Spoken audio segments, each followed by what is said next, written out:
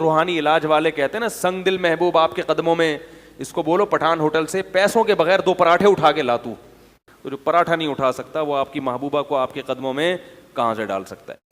اللهم صل على سيدنا محمد يا رب صل وسلم دائما ابدا على حبيبي.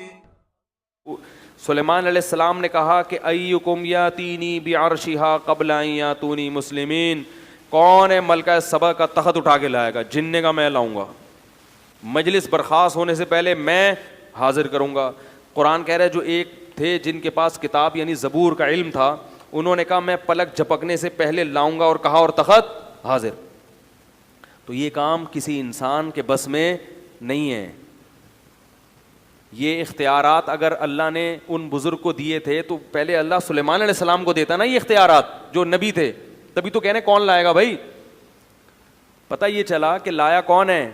اللہ ہے. اللہ نے ان بزرگ کے ہاتھ پہ کرامت ظاہر کر دی, لیکن بزرگ نے نسبت اپنی طرف کر دی کیونکہ ان کو الہام ہوا کہ اللہ آپ کے ہاتھ پہ یہ کام دکھا دے گا. تو انہوں نے کہا میں لے کر آؤں گا, حالانکہ وہ نہیں لا رہے ہیں.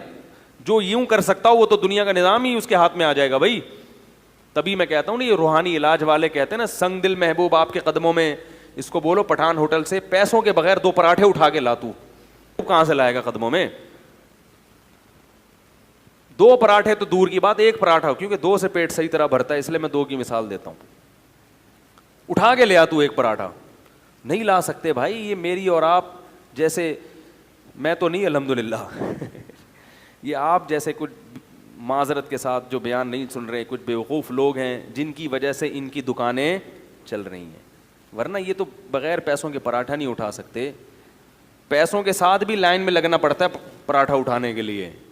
چلو پیسے دے کے یوں اٹھا لیں یہ بھی نہیں ہو سکتا, تو جو پراٹھا نہیں اٹھا سکتا وہ آپ کی محبوبہ کو آپ کے قدموں میں کہاں سے ڈال سکتا ہے.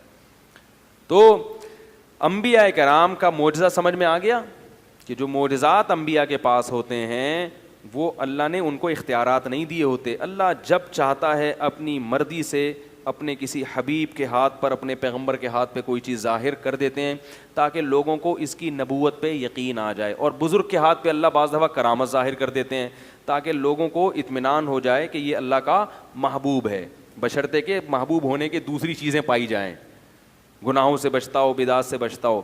تو اگر اس کے باوجود آپ یہ سمجھتے ہیں کہ نہیں ما فوق الاسباب اللہ نے اختیار دیے ہوئے ہیں, تو پھر میرے بھائی یہ شرک ہے. اور قرآن میں جگہ جگہ اس کی نفی ہے کہ میں نے کسی کو بھی اختیارات نہیں